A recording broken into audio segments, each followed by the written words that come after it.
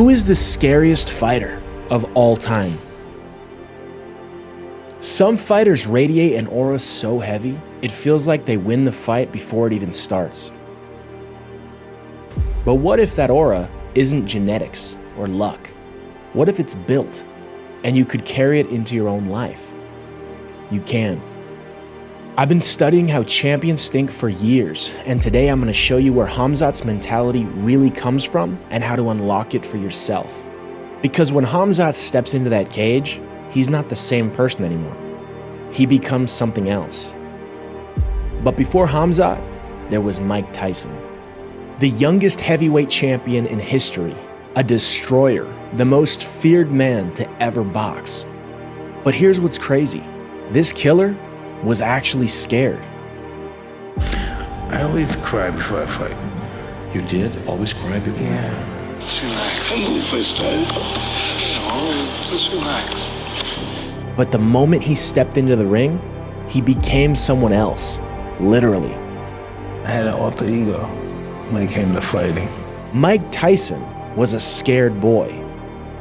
Iron Mike was a lethal weapon, a savage, a destroyer.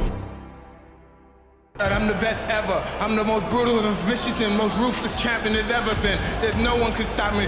Lynx is a conqueror. No, I'm Alexander. He's no Alexander. I'm the best ever. And decades later, Khamzat would channel that same energy. If I die in the cage. I didn't come here and make my weight. I died in my bed. I come die in the cage. I'm dying in the cage. I kill everybody. Allahu Akbar. Khamzat is a terrifying human being. Khamzat's a murderer. I mean, when he gets into that octagon, he's seek and destroy. He's a dangerous man. You'd think this savage was born to fight to the death. But what if he's actually a very kind and gentle soul? See, Khamzat isn't the savage assassin you see in the cage. He's a kind soul, one who built a gym in his village and uses his success to lift others. But inside the cage, he becomes something else. Someone else. His alter ego, Boars. And this is a lot more common than you think. Take Max Holloway, for example. Outside the cage, he's a chill Hawaiian surfer. Inside the cage, he's a murderer. And it's because it's not Max in there. When I'm outside the cage, yeah, I'm Max Holloway, this and that. When I'm in there, I'm blessed, you know what I mean? Like, you got two different identities for a reason. So that's why I'm two different people in the cage, and they just has to fight, beat somebody up, you know, so. It's the same transformation we see in Fight Club. One man living two lives. One gentle, one ruthless.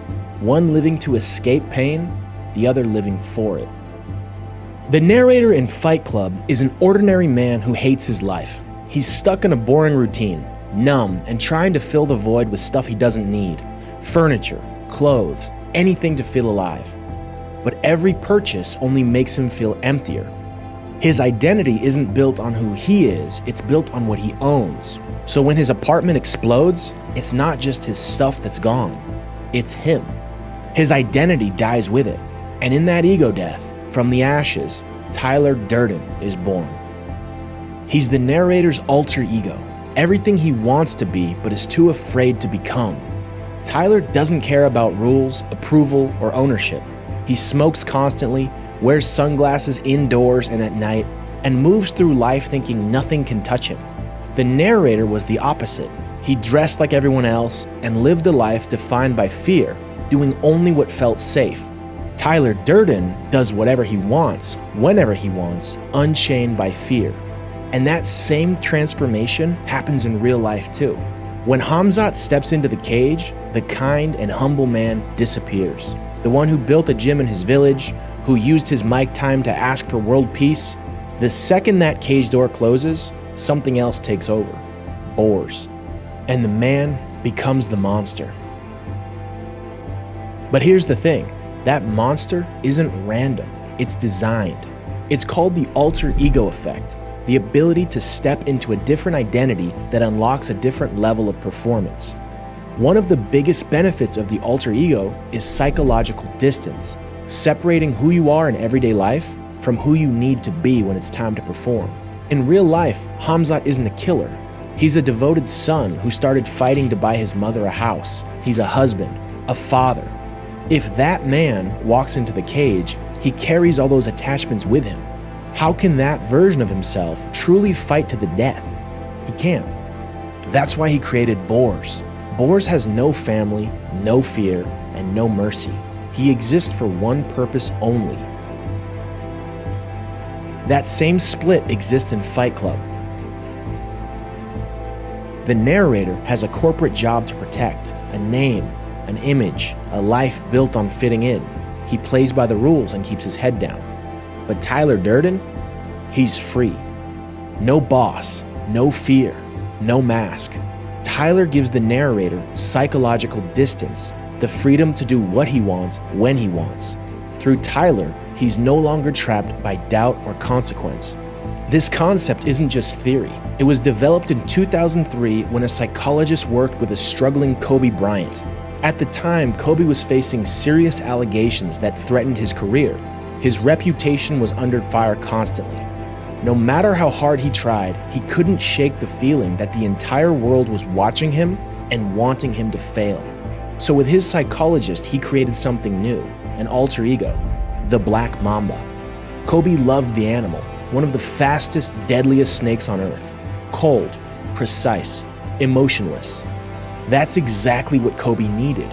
When he stepped onto the court, it wasn't Kobe Bryant, the man facing accusations. It was the Black Mamba, locked in and lethal. He had created psychological distance, the same mechanism Khamzat uses when the cage door shuts and Boers takes over. So when and how does the switch actually happen? Todd Herman, author of The Alter Ego Effect, calls it the phone booth moment, the instant you step out of who you've been and who you need to be. Clark Kent had one, the narrator had one, in a literal phone booth, and for Khamzat, that phone booth is the walkout. Backstage, he's calm. He's still Khamzat, pacing nervously, trying to pump himself up. But when Khamzat makes the walk, something happens. The music, the lights, the fans cheering, it triggers a change. Khamzat is no longer here. Boers has arrived just in time. Like Boers, Tyler Durden only shows up when it's time to fight or be fully alive. But what actually flips the switch? Part of it is physical, what you wear and where you are. There's even a term for it, enclothed cognition. The idea that your clothes and environment tell your brain who to be. You act differently at work than you do with your friends, not because you're fake, but because the environment shifts who shows up. For Khamzat, it's the gloves, the shorts, the walkout, the music. Every cue tells his mind, it's time to become the wolf. The moment the music hits, he doesn't walk, he sprints. His brain flips from calm to kill mode. And this isn't just theory, it's backed by psychology. In one study, researchers gave participants a white coat.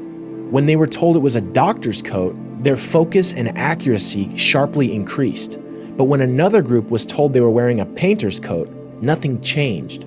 The only difference was the story attached to the clothing. What you wear doesn't just change how others see you, it changes how you see yourself. For Khamzat, those gloves, those lights, the music, that sprint, it isn't just routine, it's the signal. The moment he feels them, Boers takes over. Mike Tyson had that exact same phone booth moment, the walkout. Mike Tyson is left backstage. Iron Mike makes the walk. Khamzat is left backstage. Boers makes the walk. The narrator is left behind in his apartment. Tyler Durden walks out into the world.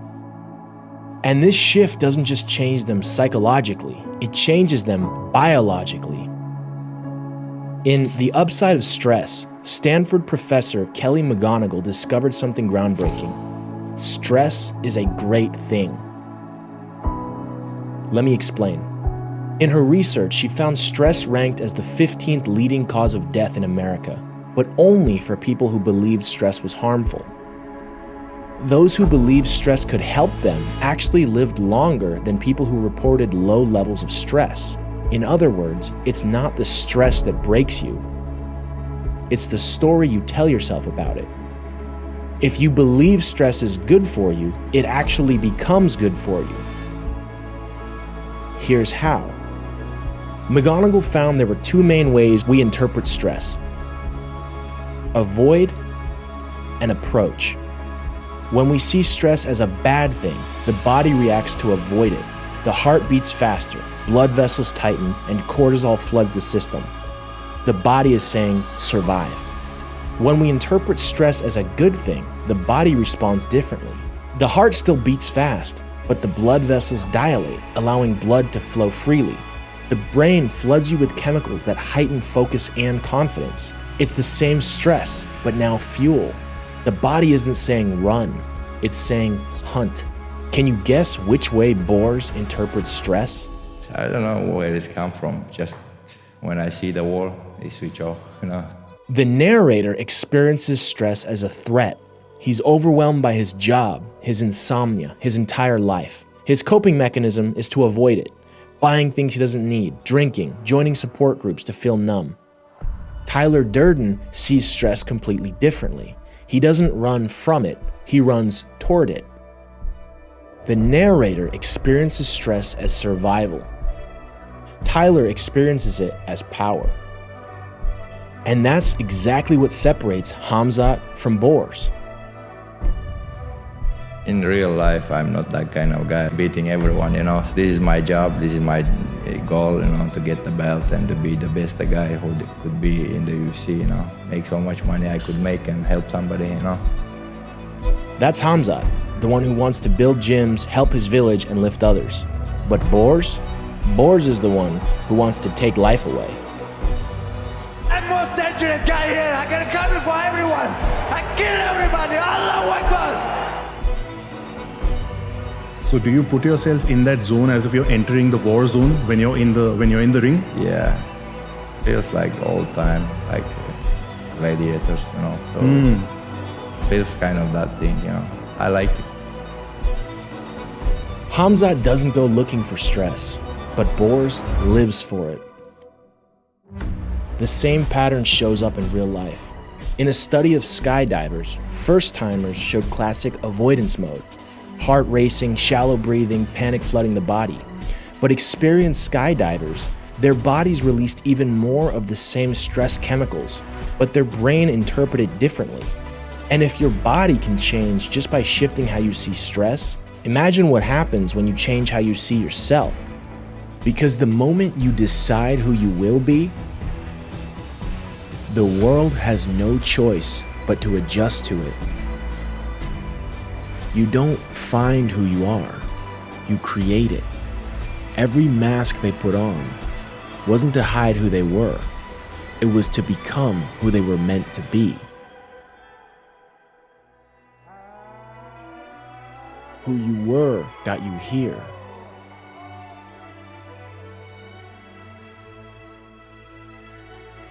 Who you choose to become